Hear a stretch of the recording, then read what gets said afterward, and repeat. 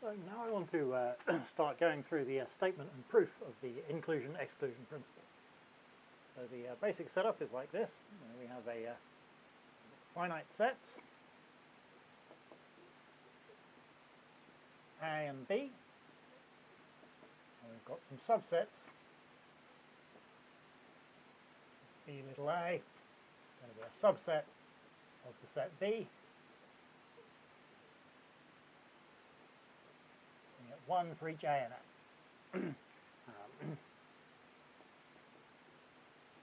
So in a common case, A might just be 1 up to n, and then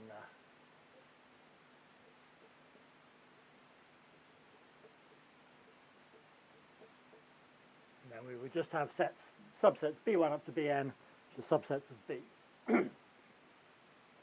And yeah, so then using this, there's two kind of sets that we might obviously want to consider. One is, let's say, B prime is the union of all these sets BA.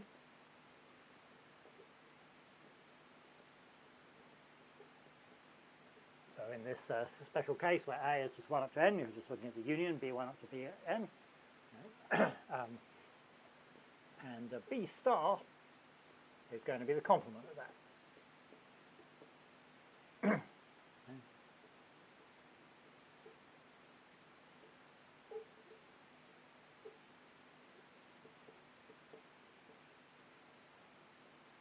Okay, so that's B prime, and that's the set of those B's which lie in at least one of the sets BA. That's what the union means. And B star is the other stuff, the elements little b that don't lie in any of these subsets. And so it's kind of an obvious thing you might want to know is sort of how big these sets are. So we want a formula okay,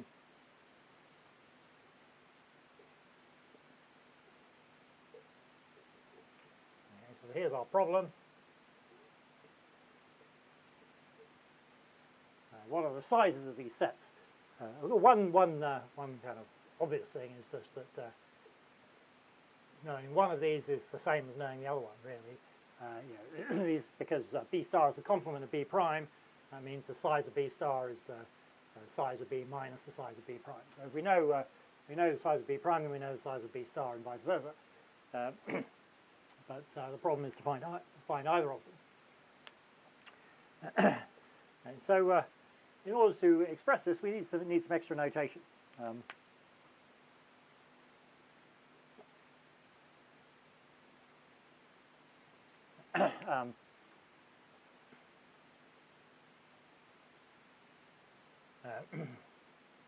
If we've got some subset I of A, so we're going to put BI is just the intersection of all these sets, little bi in that set. So that's just kind of might take some thought to unwrap this notation, but it's basically quite straightforward. If we've got some set of size 3, ijk, if you're capital, this set I here is just ijk, then this bijk, that just means the intersection bi intersect bj intersect bk. Similarly, if you had a set capital I of 2 elements, I and j, then that would just be bi intersect bj. And then there's just kind of degenerate cases on the end. You think about how to interpret this.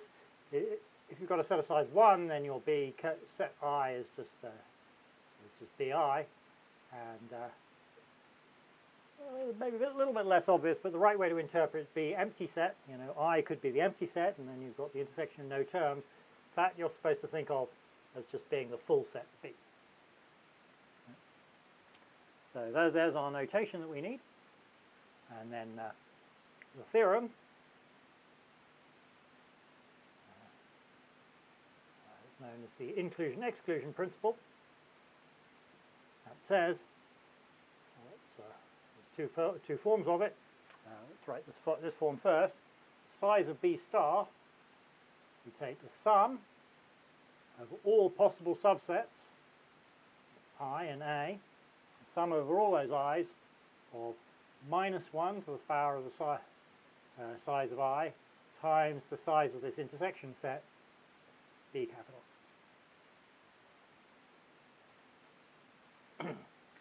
Okay, so that's what we're going to call the negative form.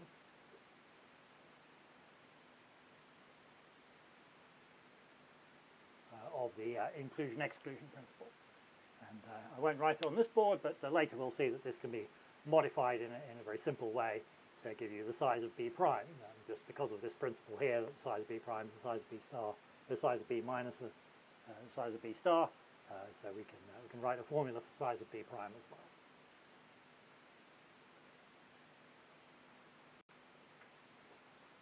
So here again is the negative form, as we wrote just a minute ago. So let's write the positive form.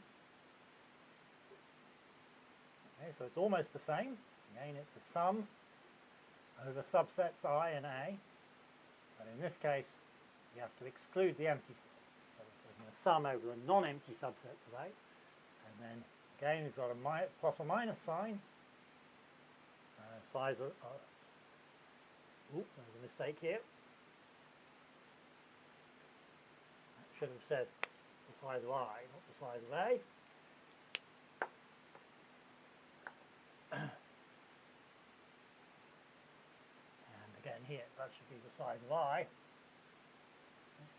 So yeah. This is going to be sometimes plus and sometimes minus, depending on which set I we're looking at. And again here we've got minus 1 the size of I, but now it's actually with a plus 1. So of course it just means you're making this an extra minus here. Okay, and then times the size of BI again. So again, just the same. So if you lost one term, you've lost a term corresponding to I equals empty set, and you changed all the signs from plus to minus or minus to plus because of this extra plus 1 here. Okay, so let's see how this works out in the case where there's only a small number of sets. And so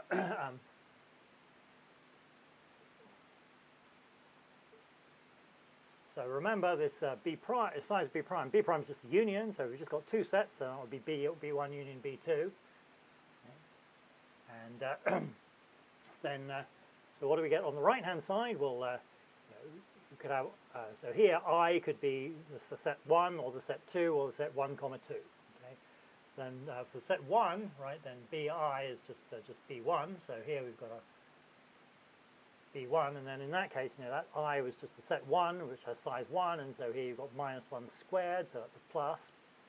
And similarly here, and here this is for I being equal to the set with just 2 in it, so size of I then is 1, size of I plus 1 is 2, so you've got minus 1 squared, that's a plus 1, B2. And then the other possibility, I could be the set 1, comma 2, right? Then that was size of I would be 2, size of I plus 1 is 3, so that gives you a minus sign. And then minus this set, so here you get B1 intersect B2.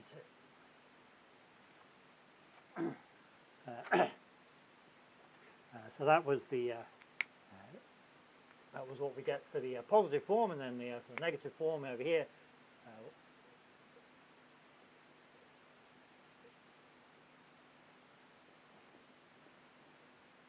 So it's kind of the same, except that you get an extra term, the term for I being empty. B empty set, remember, is just equal to B, so you get the size of B there with a plus. Then all the signs are the opposite way around, so you get minus sign of B1 minus B2 plus. Okay, so this is our this is our negative form of the inclusion-exclusion principle for two factors, and that's the positive form. And we had three factors.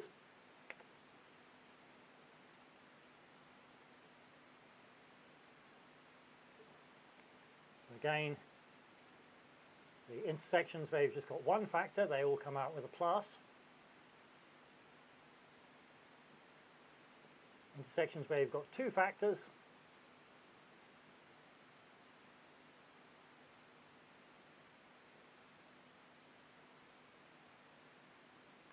this is where mod I is 2, so mod I plus 1 is 3, so you get a minus sign. And then again you get a plus sign for the triple intersection. And over on the other side here,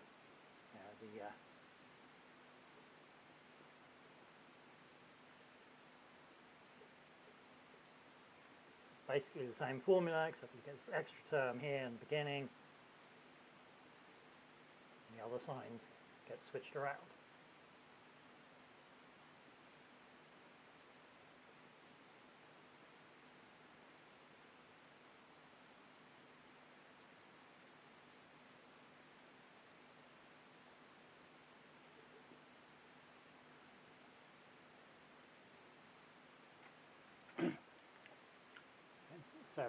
So those are how the inclusion-exclusion principle works out for the cases where we've got 2 or 3 factors.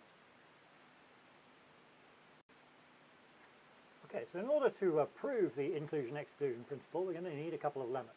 Now here's the first one.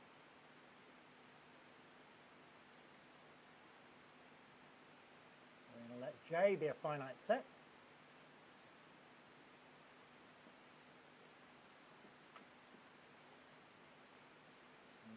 Consider this sum over all the possible subsets k of j, minus 1 to the power of the size of k. And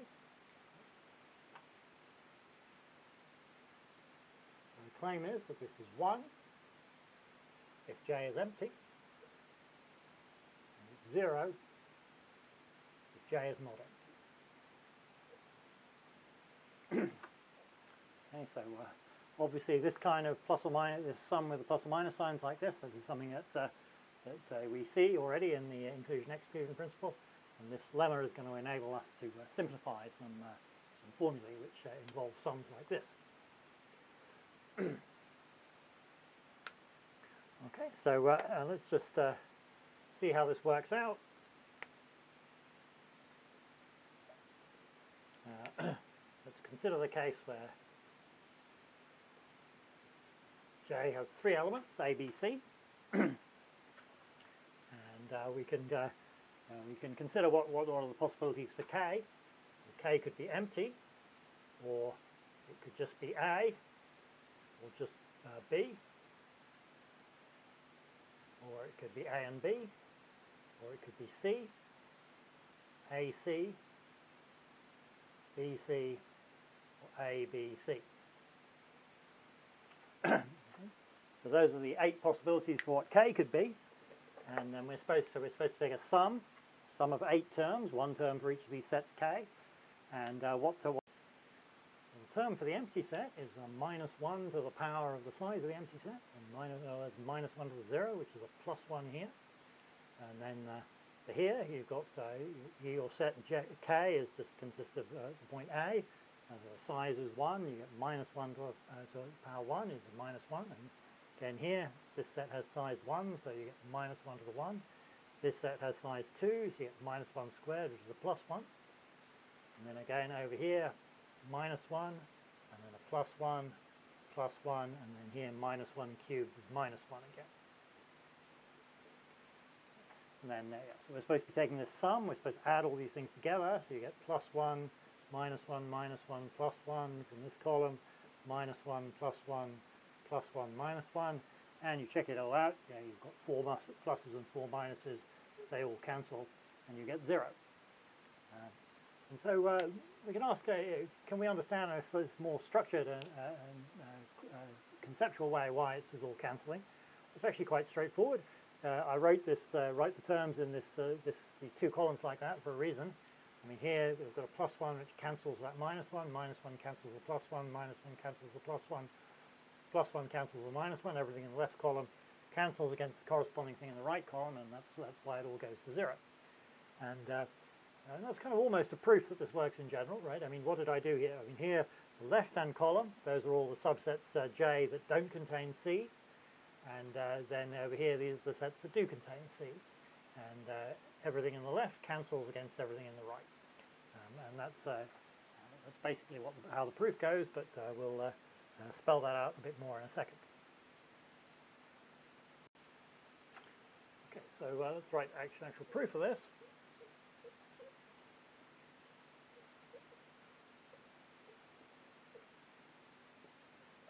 Okay, so we've got two cases to consider, the case where J is empty and the case where J is not empty. So we're firstly going to consider the case where J is not empty. And that, because it's not empty, we can choose some element C in J.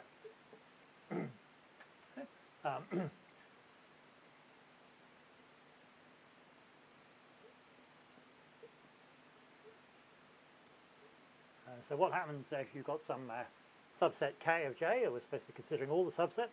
So what are the possibilities? So it's either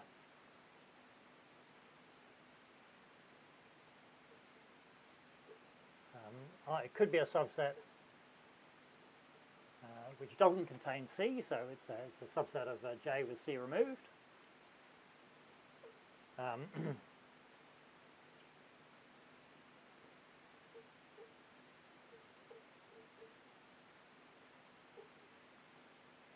Or it could be, or it could contain C, and if it does contain C, well, what can we say? Then it's, you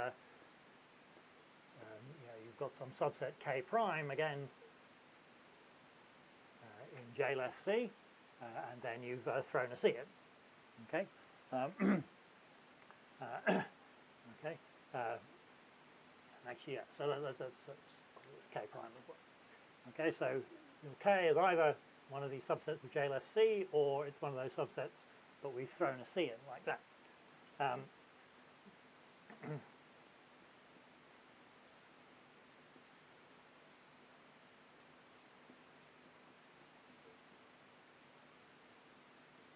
And if we've got one of these terms of the second type, where you've got a K prime union C, and then you put a, you've got a K prime, you put the C in, so the size of that is minus 1 to the mod K prime plus 1, which is minus 1 to the mod K prime.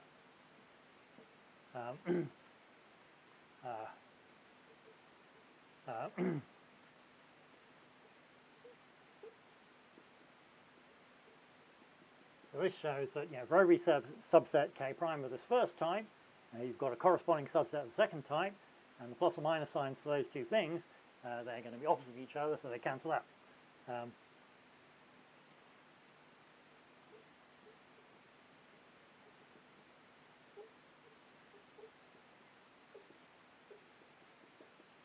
Sets the first type, terms for those in the sum, they cancel against the sets of the other type. And so you just get 0 altogether, which is what we were supposed to get. That was second, this kind of second case in the lemma. Is you get 0 if J is not empty. Okay, what about the case where J is empty? Well, that's straightforward.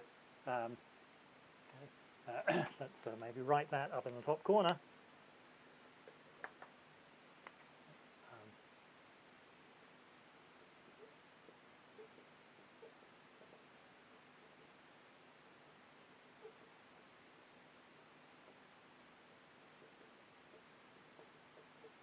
Okay. So what if J is empty? Is the empty set? Then in this sum, it's supposed to be taking the sum over all possible subsets K of J. If J is empty, then K has to be empty. Yeah, that's the only possibility.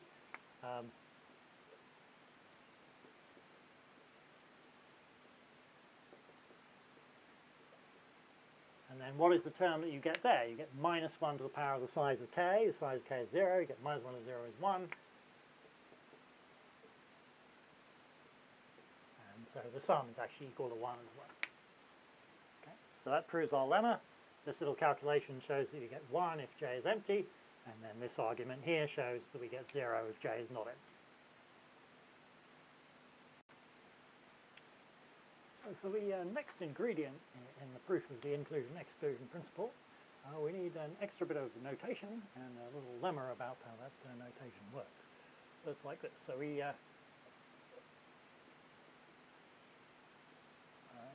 we're going to define a pointy brackets B is the set of indices A and A, for which B lies in the set A. Okay, so remember, we had finite sets A and B, And for each little a, we had some subset. That should say BA. Remember, we had BA was going to be a subset of B, and we want to look at the set of all indices A such that B lies in BA. So that's kind of looks a bit weird in this abstract setting, but in concrete settings it's really quite natural. So let's look back at the example of the sports club that we've considered before.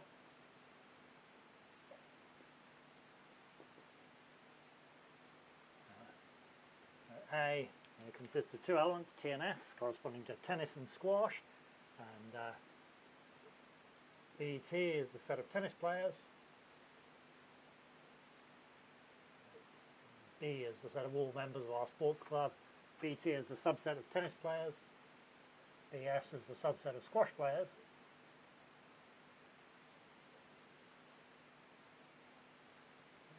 and then what's A pointy bracket B? I mean, that's just the set of sports played by person B.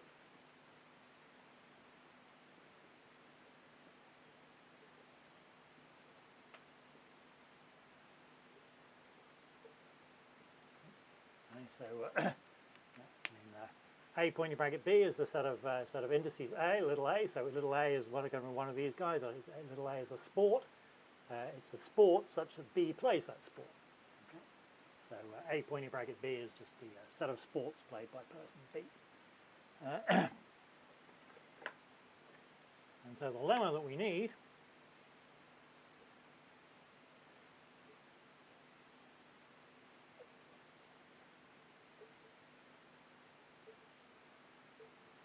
says that if we've got any subset J, let's call it I, some subset I contained in A,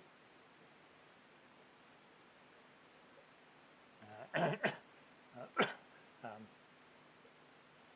you've got and some element little b here, then B is going to lie in this intersection set BI if and only if the set I is contained in this set AB that we've just introduced.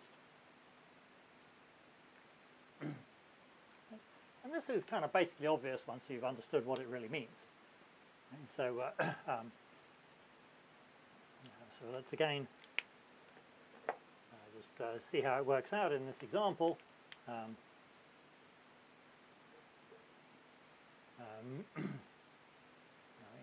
So I could just be the set T, S, and then what we're saying is that B is in BI. What does that mean? It means that, well, in this case, BI would just be, is by definition equal to BT intersect BS. Okay, so that means that that's saying that B plays both tennis and squash, which is the same as saying that tennis and squash are amongst the sports played by B.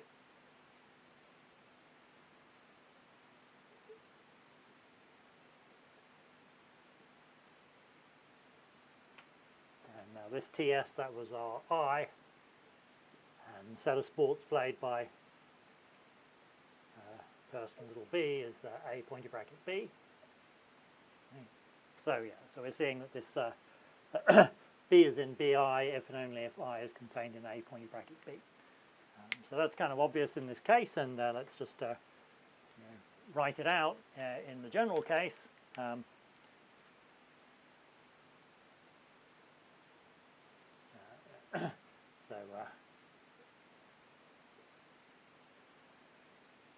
what does it mean to say B lies in BI? So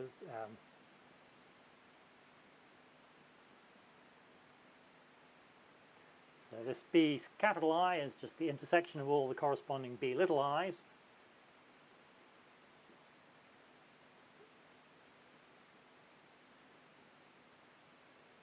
And so for every that, so to say that B lies in this intersection means that B lies in all these corresponding sets.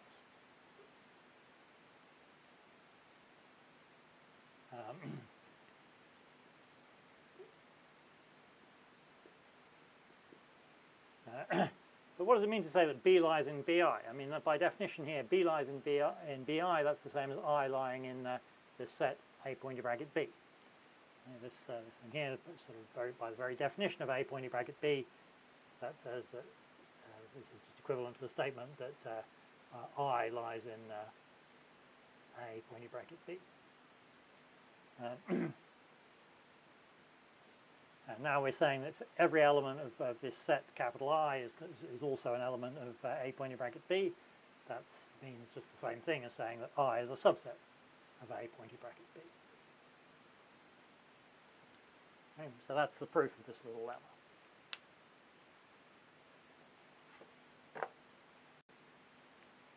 Now that we've proved our two lemmas, we're ready to give the actual proof of the inclusion-exclusion principle, is the negative form.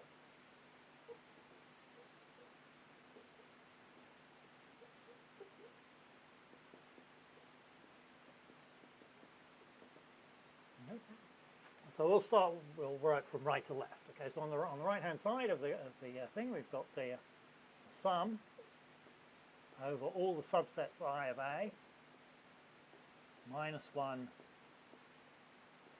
power of the size of I times the size of this set BI. Okay. Another way we can write that, again, we've got the sum over all these i's, and then write it like this. And so in here, we've got this factor of minus 1 to the power I, and we've repeated it once for each element of the set BI. So we're just going to get the same thing, mod BI times, which accounts for that factor there. But now we want to sort of rewrite this sum in a slightly different way.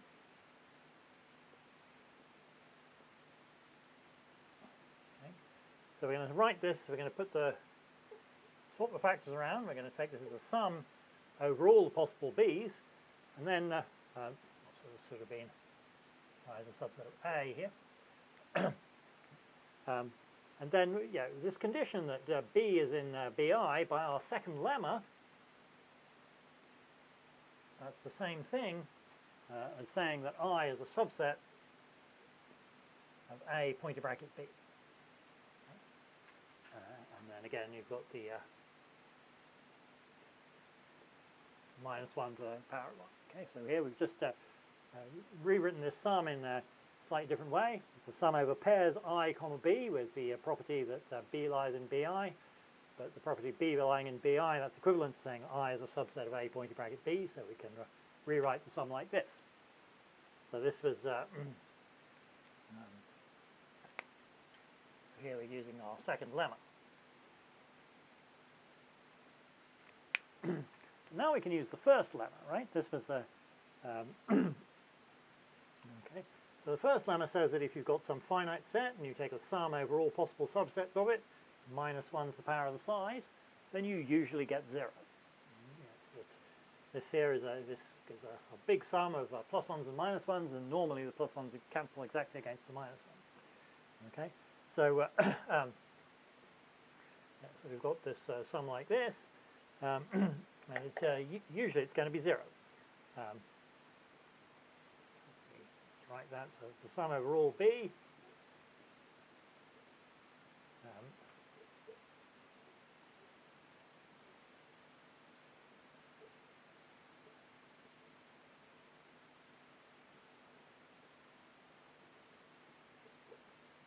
Okay, so in the cases where A pointy bracket B is non-empty, this sum here is just 0. In the case where A pointy bracket B is empty, then we get 1. Okay, so what does this mean here? So this is just the number of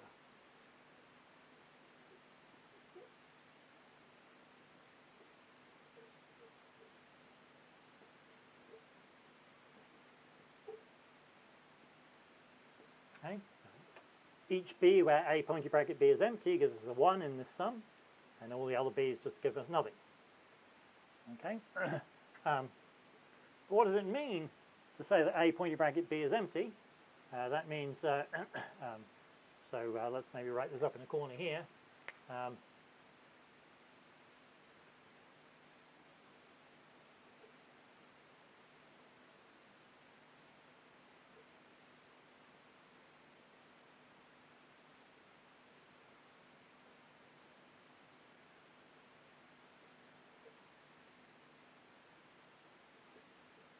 So A pointing bracket B is empty. Well, A pointing bracket B was this set here. That so the set of A is such that B lies in BA.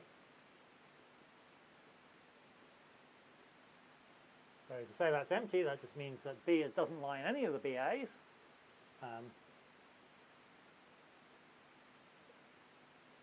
But remember, B star was defined to be the complement of the union of the BAs. In other words, B upper star is a set of B's that don't lie in any of the BAs, so that's precisely what we've got here. Okay? So what we're seeing here is that this is just the size of the set B star.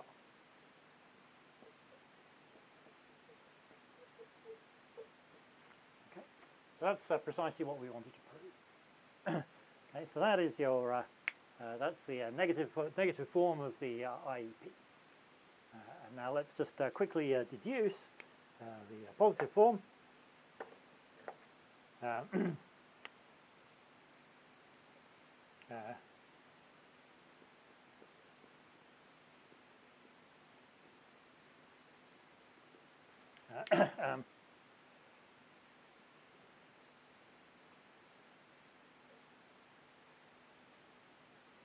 Okay, so size of B prime, remember B prime is just the complement of B upper star, B prime is the union of all the sets BA. Okay, and now remember that B is the same as B empty, so let's write this this B here as B empty, and then here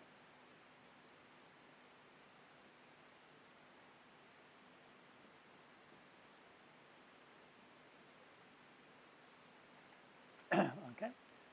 Yeah, so the negative form tells us that the size of B star is like this. So notice, here there's the B empty, and then inside here we've got the I could be empty, and for I being empty term, then you get just a +1 here and times B empty, which is cancelling that out. Okay, so what we see here is that this extra term here is cancelling the term where I is the empty set, so we're just left with the terms where I is not the empty set.